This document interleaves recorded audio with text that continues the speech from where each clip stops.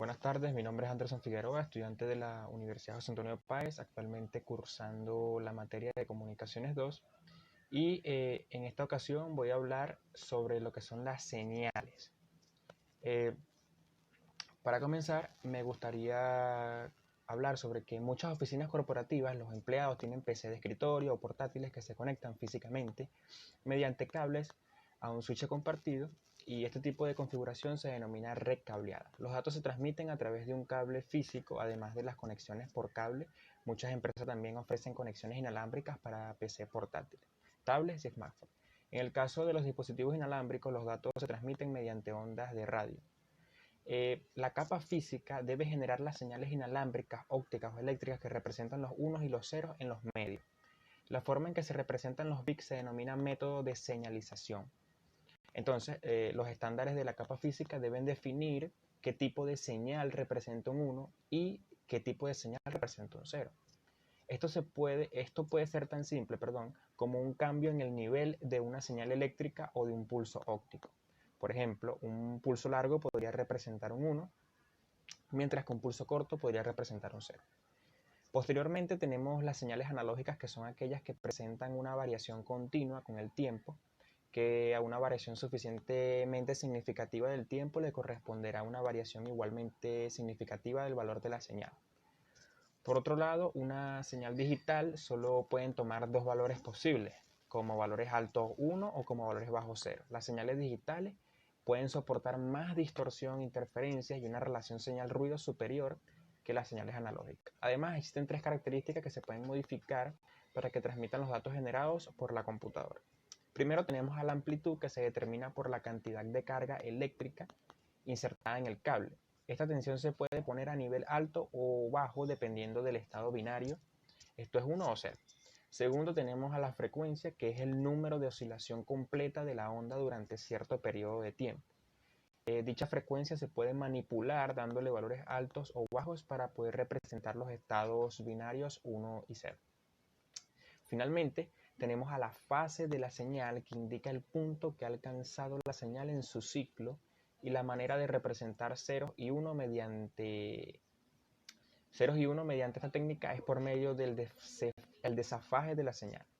Seguidamente, dentro de una transmisión existen distorsiones llamadas sucesos aleatorios, que son aquellos que no se pueden predecir, y los sucesos no aleatorios, que son aquellos que sí son predecibles. Entre estos podemos encontrar las interferencias electromagnéticas o interferencias de radiofrecuencia, que pueden distorsionar y dañar las señales de datos que transportan los medios de cobre. Por otro lado tenemos el crosstalk, que se trata de cuando una corriente eléctrica fluye por un hilo, crea un pequeño campo magnético circular alrededor del dicho hilo que puede captar un hilo adyacente. A su vez, las fibras monomodo y multimodo poseen pérdida de señal debido a la dispersión de la luz interna del cable. El medio físico inalámbrico también presenta pérdidas de señal y distorsión. Por ejemplo, el área de cobertura, donde determinados materiales de construcción utilizados en edificios y estructuras, además del terreno local, pueden limitar la cobertura efectiva. Por otro, el medio compartido, la wireless LAN, opera en medio dúplex, lo que significa que solo un dispositivo puede enviar o recibir a la vez.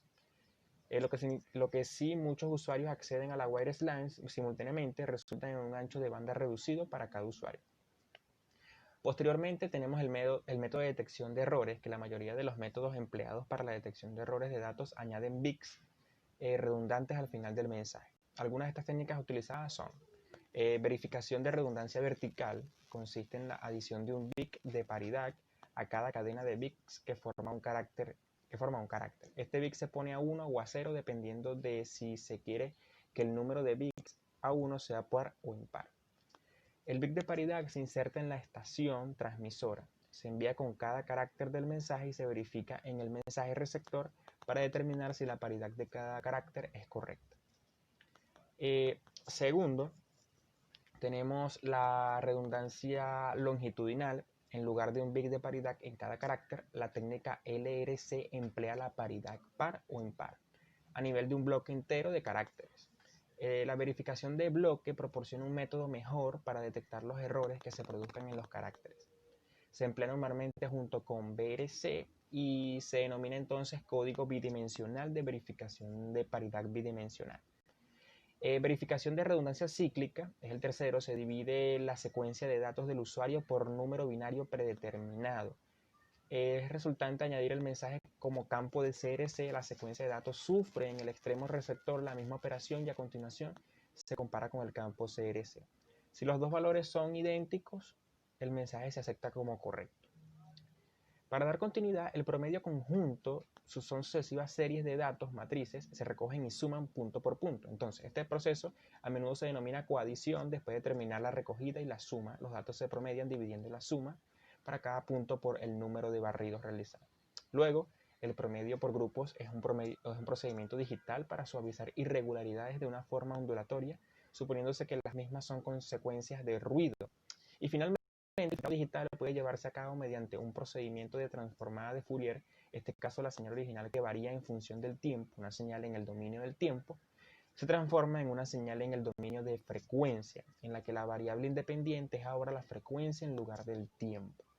La señal de frecuencia se multiplica por la respuesta de frecuencia de un filtro digital que elimina una cierta región de frecuencias de la señal transformada. La señal filtrada en el dominio de tiempo se recupera a continuación por medio de una transformada de Fourier inversa. Muchísimas gracias.